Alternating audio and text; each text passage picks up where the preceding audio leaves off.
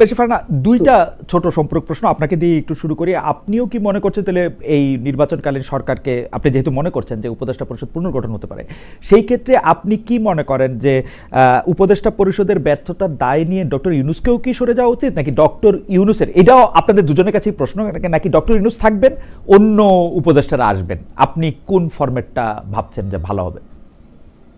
দেখুন, আমি আজকে একটা নিউজে দেখছিলাম যে ভোটের দিন পর্যন্ত তরুণদেরকে ভোটার করবার একটা আবেদন করেছে এনসিপি। হুম তারা চাইছে ভোটের দিন পর্যন্ত ভোটার হোক। হুম এনসিপি হচ্ছে সেই পলিটিক্যাল পার্টি যারা গণ অভ্যুত্থানের পর হুম কিংস পার্টি হিসেবে ব্যাপকভাবে পরিচিতি লাভ করে। এখন প্রশ্ন আসতে পারে, এর প্রমাণ কি যে তারা কিংস পার্টি? প্রমাণ কিছু নাই খালেদ ভাই, হুম বাট পলিটিক্স এর perception is reality, hmm very important. Hmm যখন ডক্টর মোহাম্মদ ইউনূস তাদেরকে নিয়োগকর্তা বলেন, যখন ডক্টর মোহাম্মদ ইউনূস তাদেরকে মাস্টার মাইন্ড বলেন, যখন ডক্টর মোহাম্মদ ইউনূস তাদেরকে দল খোলার পরামর্শ দেন এবং সেটা তিনি ওপেনলি বিদেশি গণমাধ্যমকে জানান যে হুম তাদেরকে আমি দল খুলতে বলেছি, না হলে হুম জুলাই স্পিরিট নষ্ট হয়ে যাবে। হুম যখন আমরা দেখি তিনি পদত্যাগ করার সিদ্ধান্ত নেন নাহিদ ইসলামকে ডেকে, হুম এবং যখন আমরা দেখি নাহিদ ইসলাম যখন তাদের ক্যাবিনেট থেকে মানে সরে যাচ্ছেন, বিদায় নিচ্ছেন, সেই সময় তাকে প্রাইম মিনিস্টার দেখবার ইচ্ছা হুম একেবারে খোলাখুলি প্রকাশ করেন প্রেস সচিব। হুম আবার আমরা দেখি সার্জিস আলম বলছেন যে ডক্টর মোহাম্মদ ইউনূসকে একটা নির্বাচিত সরকারের প্রধানমন্ত্রী হিসেবে দেখা তার দীর্ঘদিনের স্বপ্ন। তখন আপনি আমাকে নিজেই বলেন যে এই না, আমি সরকার আমি আমি headed by আমি আবার ডক্টর আমি আবার মোহাম্মদ আপনি ইউনূস। আপনি যে অংশটুকু দেখতে পান না, ওইটা আবার আমি দেখি যে উনি মহাসাগর পাড়ি দিয়ে একটি দলের চেয়ারম্যানের সঙ্গে দেখা করে আসছেন, তার সাথে দেখা করে ডিসেম্বরের ইলেকশন ফেব্রুয়ারিতে হয়ে যাচ্ছে। আমি দেখতে পাচ্ছি যে ডক্টর মোহাম্মদ ইউনূস এবং একটি পার্টির পক্ষ থেকে যৌথ সংবাদ সম্মেলন করা হচ্ছে। আমি এইটা শুনতে পাই ওই দলের ভারপ্রাপ্ত চেয়ারম্যানের পক্ষে যে দলে প্রধানমন্ত্রী হলে তিনি কি কি করবেন সেটাও শুনতে চেয়েছেন ডক্টর মোহাম্মদ ইউনূস। তো আমি তো ওইটাও দেখতে পাই। মানে আমি আমি আমি আমি আমি দেখি যে বিএনপি যা চায় বাংলাদেশে তাই হইতেছে, আমি এটাও দেখি বেরেসা ফারানা। খালেদ ভাই, হ্যাঁ। তাহলে আপনার যুক্তি এবং আমার যুক্তি দুটো যদি আমরা পাশাপাশি রাখি, it makes a circle, and okay. that circle says যে doctor Muhammad Yunus should not be in the head chair, তাই হ্যাঁ। না? তাহলে কি ডক্টর মোহাম্মদ ইউনূস থাকবেন, উপদেষ্টা পরিষদ চেঞ্জ হবে? এটাই বুঝতে চাইতেছিলাম যে আপনি তো অনেক কৌশলী এবং প্রতিনিধিত্বশীল আইনজীবী, মানে আপনার সব কথা হয়তো বুঝতে পারবো না, মানে আপনার মনটা কি মনে করতেছে সেইটা একটু চাইতেছি। মানে আপনার যে যুক্তিগুলো সেগুলো ধরলে উনি বিএনপির প্রতি বায়াসড, আর আমার যুক্তিগুলো ধরলে উনি এনসিপির প্রতি বায়াসড। সো যেই দিকে উনি বায়াস থাকেন না কেন, সেটাই ইন্ডিকেট করে he should not be in the head chair, সেটাই আমি বলেছি। ও আচ্ছা আচ্ছা, কিন্তু আমার কাছে মনে হয় উনি যদি সব দিকেই বায়াস থাকেন। এখন যদি নূরকে আমি একটু জানতে চাইবো যে জনাব নূর, আপনি কি মনে করেন ডক্টর মোহাম্মদ ইউনূসের কিছু সময় আমি জামায়াতের প্রতিও বায়াস দেখছি, মানে এটা কি ভালো? আমারে যেমন অ্যাক্রস দ্য পার্টি অনেকেই মানে আমাকে বলেছেন যে তারা ডক্টর মোহাম্মদ ইউনূসকে চান, আবার অ্যাক্রস দ্য পার্টি অনেকেই বলেছেন যে তারা ডক্টর মোহাম্মদ ইউনূসকে একেবারেই চান না। এটা কি ভালো না খারাপ? আপনার কাছে কি মনে হয়, উপদেষ্টা পরিষদ পুনর্গঠন করলে ডক্টর মোহাম্মদ ইউনূস সহ বাকি উপদেষ্টারা, নাকি ডক্টর মোহাম্মদ ইউনূস বাদে মানে পুরো উপদেষ্টা পরিষদই চেঞ্জ? আপনি কি মনে করেন? এখন পরিস্থিতিটা তো এমন, আসলে কাউকে না কাউকে ট্রাস্ট করতে হবে। তো ডক্টর মোহাম্মদ ইউনূসের মতো একজন সম্মানিত ব্যক্তি, আন্তর্জাতিকভাবে পরিচিত, আমরা তো খুব একটা ফ্যাসিনেশন আমাদের ছিল যে সে আমাদের দেশের গভর্নমেন্টের দায়িত্ব নিলে আমরা একটা উন্নত রাষ্ট্রের দিকে যাব, আমাদের একটা অন্যরকমের ভাবমূর্তি তৈরি হবে। সেই জায়গা থেকে আমরা তার গভর্নমেন্টকে খুব ওয়েলকাম করেছিলাম প্রথম দিকে। কিন্তু তার টিমটা আসলে তিনি নিজে সাজিয়েছেন নাকি তাকে সাজিয়ে দেওয়া হয়েছে, সেটা আমরা এক্স্যাক্টলি জানি না। তবে এখন যখন নাহিদ ইসলাম বলছেন যে উপদেষ্টারা আপনার তারা প্রতারণা করছেন, তারা কথা রাখেন নাই, তখন বোঝা যাচ্ছে যে এখানে একটা নেগোসিয়েশনের মধ্যে দিয়ে উপদেষ্টা পরিষদ গঠিত হয়েছিল। সেখানে কিছু শর্ত ছিল, যারা যারা উপদেষ্টা হবেন কি করবেন না করবেন। তো সেই দিক থেকে মনে হচ্ছে যে ডক্টর মোহাম্মদ ইউনূস আসলে একটা ভালো টিম পান নাই খেলার জন্য, যেটা আমরা ক্রিকেট ফুটবলের যদি কথা ভাবি। এখানে ডক্টর মোহাম্মদ ইউনূস হতে পারেন এখানে মেসি কিংবা ধরেন একজন ভালো প্লেয়ার, কিন্তু একজন প্লেয়ার দিয়ে তো আসলে একটা টিম জেতানো যায় না যদি তার সাথে প্যারালাল অন্য প্লেয়াররা ভালো না খেলতে পারে। আমি এটা বুঝতে পারতেছি, তার মানে কি ডক্টর, আমি আমি আমি সরল প্রশ্নই করতেছি, আসলে কোনো প্যাচ ঘোষ নাই। মানে ডক্টর মোহাম্মদ ইউনূসের রাইখা উপদেষ্টা পরিষদ বদলানো হবে, নাকি ডক্টর মোহাম্মদ ইউনূস সহই উপদেষ্টা পরিষদ মানে আপনি ফিটনেস ছাড়া বলতেছেন। আমি কিন্তু দেখি কি, না, আমি জনাব নুরুল হক নূর, আমি দেখি একজন নেতা তার কর্মীদের দিয়েই ভালো মন্দ নির্বাচিত হয়। তার কর্মীরা যদি খারাপ হয়, নেতাও খারাপ। এই হচ্ছে আমার দেখার জিনিস। জনাব নুরুল হক নূরের এই কথা বলার আর কোনো সুযোগ নাই, গণ অধিকার পরিষদের ওই নেতারা খালি খারাপ, আমি খালি ভালো, এটা পৃথিবীতে কোনো নেতা বলে না। যদি উপদেষ্টা পরিষদ আনফিট হয়, আমার রিডিং হচ্ছে আপনি ডক্টর ইউনূসকেও আনফিট বলতেছেন। কিছুটা তো দায় তাকে নিতে হবে, সে তো হেড অফ দ্য গভর্নমেন্ট, এবং তার যে ফ্রিডম ছিল আসলে পুরো উপদেষ্টা পরিষদকে তার মতো করে বানানো করানো। সেক্ষেত্রে আমরা যখন একাধিকবার পরামর্শ দিয়েছিলাম, এখানে আন্দালিব রহমান পার্থ, মান্না ভাই, জুনায়েদ সাকি এরকম কিছু লোকজন নেন, কারণ পলিটিক্যাল রাষ্ট্র একটা পলিটিক্যাল যন্ত্র, এইটাকে আপনি একেবারে নন পলিটিক্যাল ওয়েতে পরিচালনা করতে পারবেন না। তো দেখলাম যে গভর্নমেন্ট সহ উপদেষ্টা পরিষদের অনেকেই রাজনীতিবিদদের প্রতি আসলে খুবই একটা বিতৃষ্ণা, যে না তাহলে রাজনীতিবিদরা যদি এই গভর্নমেন্টে আসে তাহলে আমাদের কাজ কি। তো তারা তো এক বছরে আসলে যেই জায়গায় নিয়ে গেছে মানুষকে, একটা প্রচন্ড করে হতাশার জায়গায়, সেখানে তো প্রধান হিসেবে তো প্রধান উপদেষ্টাতেও কিছু দায়িত্ব নিতে হবে। তবে তারপর আমি মনে করি যে বাংলাদেশের বর্তমান অভ্যন্তরীণ এবং বৈশ্বিক রাজনৈতিক প্রেক্ষাপটে ডক্টর মোহাম্মদ ইউনূসকে রেখেই আসলে উপদেষ্টা পরিষদটাকে যদি পুনর্গঠন করা যায়, সেখানে তো কেপাবল কিন্তু করা যায়, তবে একটা ভালো নির্বাচনের দিকে আমরা যেতে পারি। কিন্তু মান্না ভাই, সাকিব ভাই, উনারা তো পলিটিক্স করবেন, উনারা কি অন্তর্বর্তী সরকারে আসবেন? উনারা তো ইলেকশন করবেন না, এখন তো কেউ আসবে না। আমরা শুরুর দিকে বলেছিলাম কিছু পলিটিক্যাল ফিগারকে, আচ্ছা নূর সাহেব, কাকে দিয়ে পাল্টাবেন? আলাপ আলোচনা করলে, ধরেন খুঁজলে, আমাকে দায়িত্ব দিলে বা রুবিন ফারহানাকে দায়িত্ব দিলে তারা বের করবে, কিন্তু আমাদেরকে তো ওই দায়িত্বটা দেয় নাই যে আমরা খুঁজে বের করব।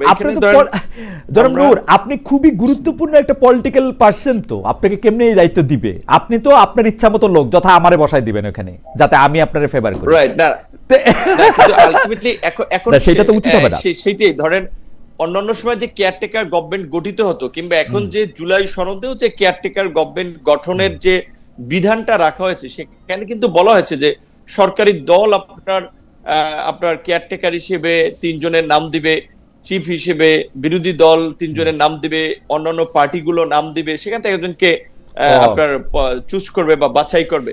সো এখন যদি এক্সটেনশন করতে হয়, এখানে কিছু নিরপেক্ষ ব্যক্তিকে একটা ভালো নির্বাচনের জন্য সরকার চাইলে রাজনৈতিক দলগুলোর কাছে নাম চাইতে পারে, কারণ তারা গত 1 বছরে তাদের পিক অ্যান্ড চুজের যে উপদেষ্টা পরিষদ গঠন করেছে, সেই উপদেষ্টা পরিষদ 1 বছরে যে ইমেজ তৈরি করেছে এবং যে কর্মকাণ্ডের দৃষ্টান্ত রেখেছে, এটা অনেক ক্ষেত্রে শেখ হাসিনার মন্ত্রিসভার লোকজনের সমান কাজ করেছে। কাজে এইটা এই অভ্যুত্থান পরবর্তী সরকারের চেহারা এরকম হবে, উপদেষ্টাদের চেহারা এরকম হবে, এইটা তো মানুষ প্রত্যাশা করে নাই।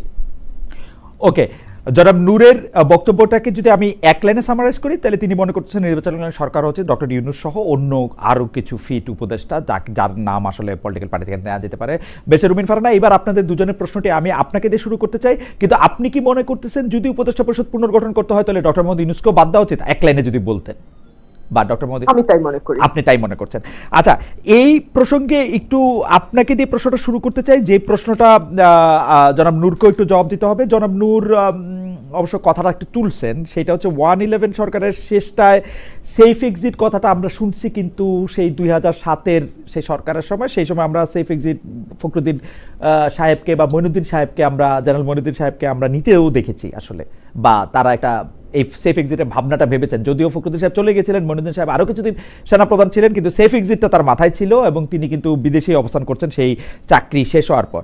কিন্তু যেই সরকার গণ অভ্যুত্থানের দায়িত্ব, মানে ম্যান্ডেট নিয়ে দায়িত্ব নিয়েছে, তাদের কেন সেফ এক্সিট খুঁজতে হবে? সেই সেফ এক্সিটের ব্যাখ্যা দিতে গিয়ে সৈয়দা রিজওয়ানা হাসান কিন্তু বলেছেন যে একজন উপদেষ্টা, যে এইটা যিনি বলেছেন তাকেই কিন্তু আসলে এটা বলতে হবে। জনাব ফাজুল করিম খান আরেকজন উপদেষ্টা, তিনি বলেছেন যে তিনি কোনো সেফ এক্সিটের কথা চিন্তা করছেন না, তিনি এখানেই থাকবেন। এখন কোথায় গেলে এই গণ অভ্যুত্থানের যারা লিডার, যারা এই সরকার গঠনে অনেক বড় ভূমিকা পালন করলো, তারা এদের প্রতারক মনে করলো যে সেফ এক্সিট নিয়ে তাদের যাইতে হবে? বেশা ফারহানা, আপনাকে শুনে আমি একটু জনাব নুরুল হক নূরকেও শুনতে চাই এই বিষয়টায়।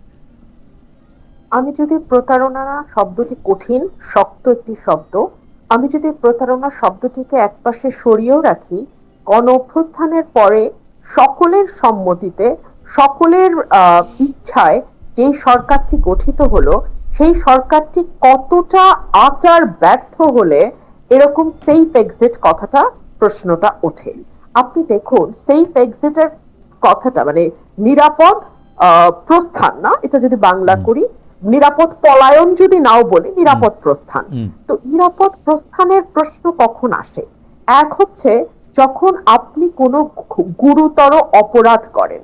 এই সরকারটি কি কোনো গুরুতর অপরাধ করেছে? এই সরকারটিকে আমি দুই ভাগে ভাগ করতে চাই। এক ভাগে আছে সুশীল সমাজ বা নাগরিক সমাজের ব্যক্তিরা, আরেক ভাগে আছে গণ অভ্যুত্থানের কিছু পরিচিত মুখ। গণ অভ্যুত্থানের দুজন পরিচিত মুখ, নাহিদ ইসলাম যেহেতু সরে এসছেন, দুজন পরিচিত মুখ এখনো আছেন। তার একজন হচ্ছেন মাহফুজ আলম, আরেকজন হচ্ছেন সরি আমার নামটা এই মুহূর্তে মনে পড়ছে না, আরেকজন যিনি কুমিল্লার আসিফ মাহমুদ সজীব ভুঁইয়া। আসিফ মাহমুদ সজীব ভুঁইয়া। জি, আমি মাহফুজ আলমের ব্যাপারে খুব বেশি বিতর্ক কিন্তু আমাদের কানে আসে নাই, কিন্তু আসিফ মাহমুদ সজীব ভুঁইয়া তার এলাকা, তার পরিবার, তার পলিটিক্যাল পার্টিতে যোগ দেয়া, মানে কোনটাতে তিনি আদৌ দেবেন, তার নির্বাচন করা, নির্বাচনকে সামনে রেখে 240 কোটি টাকার প্রজেক্ট কুমিল্লায় অনুমোদন করা, যেটা নির্বাচনের ঠিক অব্যবহিত আগে আগেই শেষ হবে বা শুরু হবে, অর্থাৎ ইলেকশনের সাথে ভেরি ক্লোজলি কানেক্টেড। এই বিষয়গুলো কিন্তু ভালো বার্তা দেয় না। এখন আসেন নাগরিক সমাজের দিকে। প্রথম থেকে আসিফ মাহমুদ সজীব ভুঁইয়া যেটাই বলছেন আর কি, যে তিনি অনেক বেশি মানে বিরোধী প্রপাগান্ডার শিকার হয়েছেন নানা কারণে। যাই হোক, সেটাকেও যদি আমরা আলাদা করে রাখি, যে মানে তাকে যেহেতু দায়িত্ব দেওয়া হয়েছে, যেমন বিএনপির পক্ষ থেকে তার বিরুদ্ধে যেটা সবচেয়ে বেশি বলা হয়েছে যে ওই দক্ষিণ ঢাকার মেয়র হিসাবে তিনি ইশাককে বসতে দেন নাই, এবং এইটা সম্পূর্ণ তারই সিদ্ধান্ত। এইটা উপদেষ্টাদের মধ্যেও কেউ এইটা ডিসক্লোজ করেন নাই, এমনকি প্রধান উপদেষ্টার প্রেস সচিবও এটা বলেন নাই যে এইটা আসিফ মাহমুদ সজীব ভুঁইয়ার একক সিদ্ধান্ত না, এটা উপদেষ্টা পরিষদের সিদ্ধান্ত, যেখানে উপদেষ্টা পরিষদ তার ঘাড়ে বন্দুক রেখে মানে তাকে আসলে মানে আমি এটাতে খুবই বিস্মিত হয়েছি যে এইটা আসিফ মাহমুদ সজীব ভুঁইয়াকে ঠেলে দেওয়া হয়েছে। বলে নাই যেটা আসিফের সিদ্ধান্ত না, এর বাইরেও আপনি দেখেন আসিফ একটি গণমাধ্যমের দিকে আঙ্গুল তুলছে যে সেই গণমাধ্যমটি ইশরাকের প্রভাব দ্বারা প্রভাবিত, কিন্তু সেই গণমাধ্যম যে রিপোর্ট গুলো করেছে সেটা তো একটা প্রপার ইনভেস্টিগেশন হতে পারতো, তাই না? আমরা তো কোনো দলীয় সরকারের অধীনে নাই, এই সরকারটা তো নির্দলীয়, নতুন বন্দোবস্ত, নতুন রাজনীতি, নতুন বাংলাদেশের স্লোগান সামনে নিয়ে এসছে। তাহলে একজন উপদেষ্টার অনিয়মের কোন রিপোর্ট যদি গণমাধ্যমে আসে, সেটার কেন তদন্ত হবে না? আচ্ছা, আসিফ আর মাহফুজের কথা একপাশে সরিয়ে রাখি, এখন আসুন নাগরিক সমাজের যারা সদস্য তাদের দিকে একটু তাকাই। তাদের ম্যাক্সিমামেরই ডুয়াল সিটিজেনশিপ, সুতরাং বাংলাদেশ থেকে তাদের সেফ এক্সিট খুবই সহজ। সার্জিস আলম বলছেন যে মৃত্যু ছাড়া নাকি কোনো সেফ এক্সিট নাই, না, একদমই না। ওনারা খুব সহজেই একটা এমিরেটস এর ফ্লাইট ধরে বিজনেস ক্লাসে করে চলে যেতে পারবেন। আচ্ছা, বিজনেস ক্লাস কেন?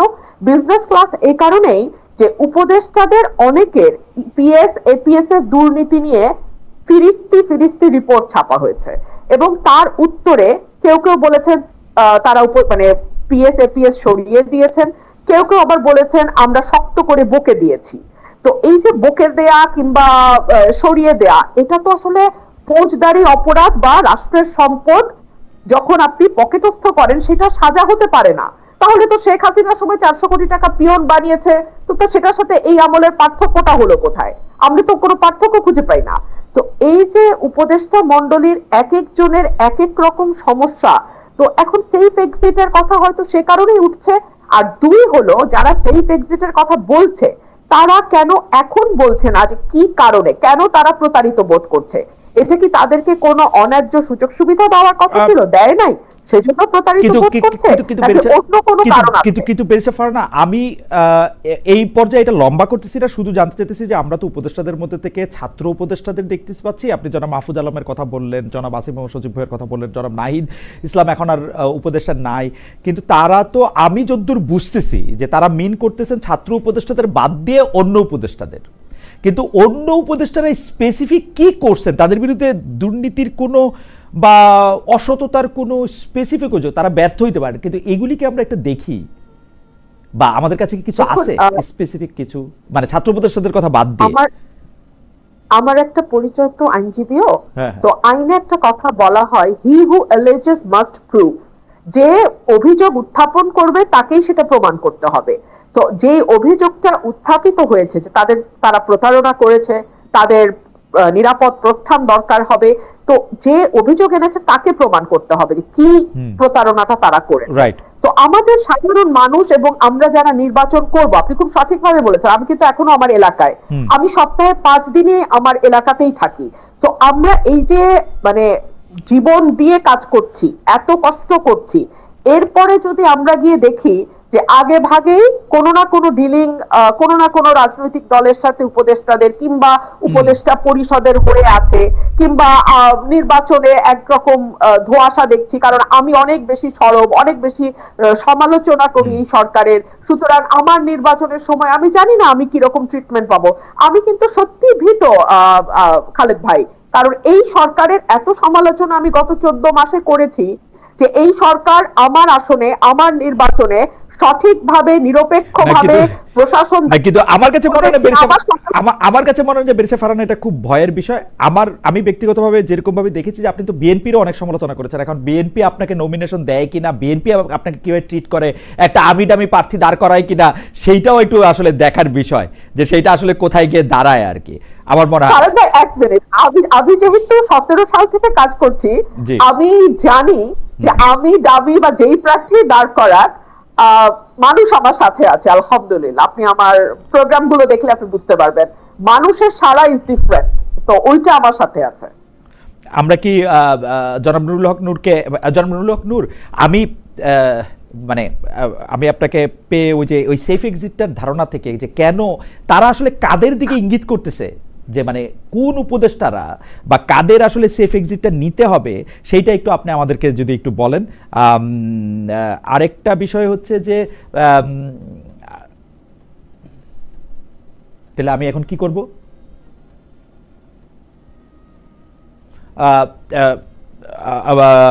জনাব নুরুল হক নূরের ইন্টারনেট কানেকশনটা একটু হয়েছে, তবে আমি একটা খবরের প্রতি আপনার একটু দৃষ্টি আকর্ষণ করতে চাই বেরেসা রুমিন ফারহানা এর মাঝখানে, যেটা আপনাকে আসলে আমি পরের করার কথা ছিল, নুরুল হক নূর ফিরে আসুক। সেটা হচ্ছে যে আমি আজকে বোধহয় দৈনিক সমকালে একটি প্রতিবেদন দেখলাম। দৈনিক সমকালে প্রতিবেদনটা হচ্ছে অনেকটা এরকম, আমি আপনাকে বলি, এনসিপিকে ভোটের মাঠে সঙ্গে চায় বিএনপি।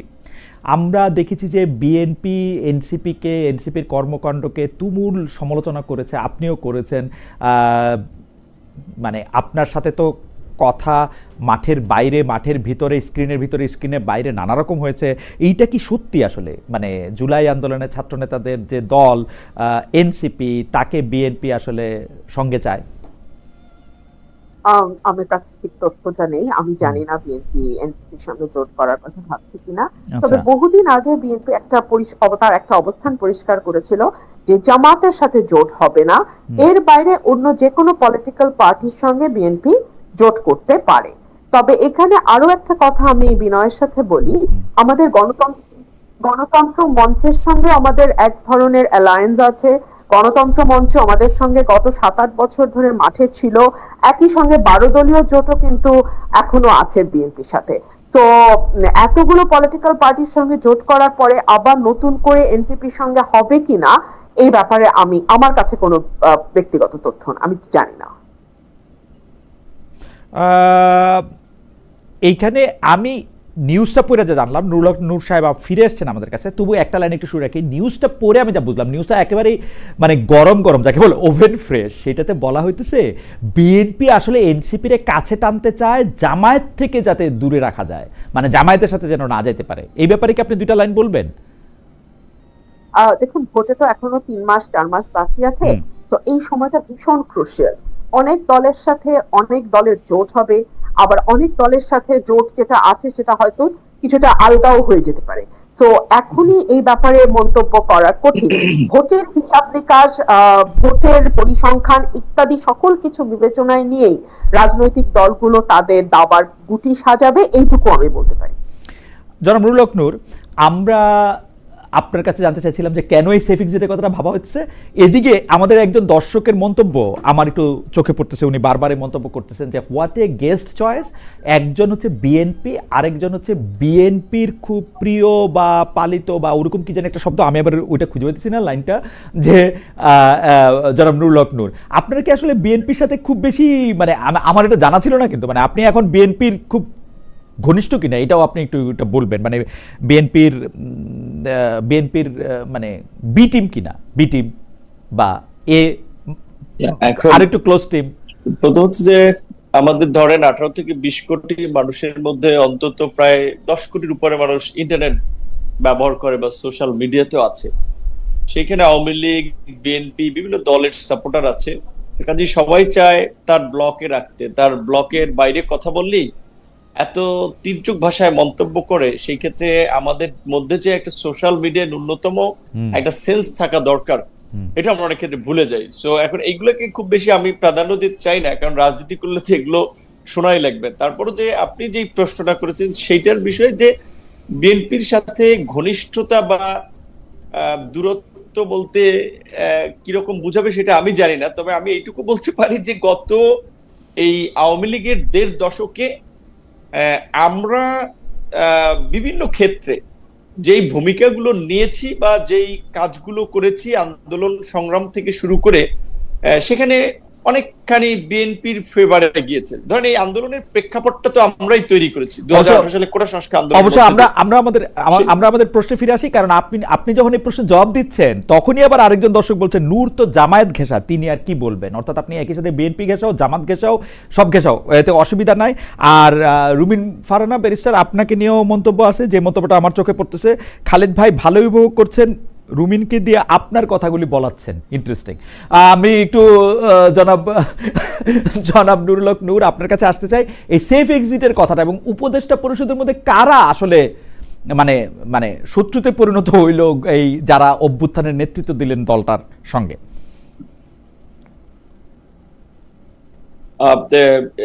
এটা রুবিন ফারহানাও আপা যেটা বলেছিলেন যে উপদেষ্টা বা নাহিদ বা আন্দোলনকারীদের উপদেষ্টাদেরকে চুক্তি হয়েছিল, সেটা ওনারা জানতে পারবেন যে কোনটা রক্ষা করেন নাই বা প্রতারণা করেছিলেন। কিন্তু আমি উপদেষ্টা পরিষদের মধ্যে আসলে 3 ধরনের লোক দেখি, 3টা বলয়ের লোক দেখি। সেই জায়গা থেকে একটা বলয়ের লোক আছে যারা আপনার কিছুটা আর্মি এবং প্রো আওয়ামী লীগের। তারা চাচ্ছে যে আওয়ামী লীগকে সুযোগ দেওয়া হোক নির্বাচনে বা আওয়ামী লীগের রাজনৈতিক কর্মকাণ্ডে, বা আওয়ামী লীগের এই ধরেন অন্যতম সঙ্গী ছিল জাতীয় পার্টি, তাদেরকে স্পেস দেওয়া হোক। যেই কারণে আমরা যখন জাতীয় পার্টির বিরুদ্ধে প্রোগ্রাম করলাম, আপনি দেখেছেন যে প্রকাশ্য দিবালোকে সমস্ত মিডিয়া সবকিছুর সামনে একটা দলের প্রধান, একটা দলীয় কার্যালয়ের সামনে আমাদের উপরে হামলা হয়েছিল। যদিও লোক দেখার একটা তদন্ত কমিটি হয়েছে, সেই তদন্ত কমিটির প্রতিবেদন আদৌ আলোর মুখ দেখে কিনা, কোনো ব্যবস্থা নেওয়া হয় কিনা সেটা আমরা জানি না। কিন্তু এটা শেখ হাসিনার আমলে, শেখ হাসিনাকে তো আমরা ফ্যাসিস্ট বলছি, আওয়ামী লীগকে তো আমরা ফ্যাসিস্ট বলছি। এইভাবে হ্যাঁ গুম করেছে, খুন করেছে, কিন্তু বিএনপির কোন নেতা কর্মী, শীর্ষ নেতাদেরকে কার্যালয়ের সামনে এইভাবে বোধহয় আপনার পিটিয়ে আহত করেনি। তো আমাদেরকে সেটা করেছে। সো কেন আমরা জাতীয় পার্টির বিরুদ্ধে আন্দোলন করেছিলাম বা প্রতিবাদ করেছিলাম? কারণ তারা চাচ্ছে যে সেই গভর্নমেন্টের অংশটা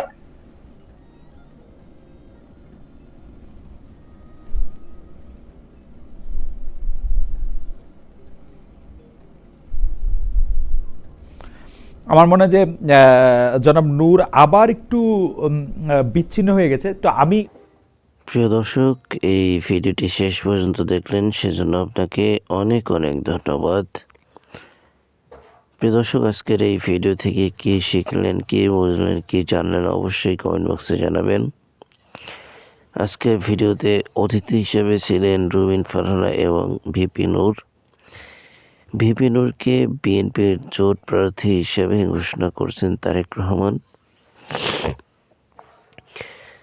প্রিয় দর্শক, অনেকেই বলে থাকেন যে রুমিন ফারহানাকে যে বিএনপি থেকে বহিষ্কার করা হয়েছে এটি ঠিক হয়নি, কিন্তু তারেক রহমান যেহেতু দলের একজন চেয়ারপারসন, সেহেতু সে অনেক কিছু ভেবেচিন্তে, অনেক কিছু বুঝে শুনেই একটি কাজ করে।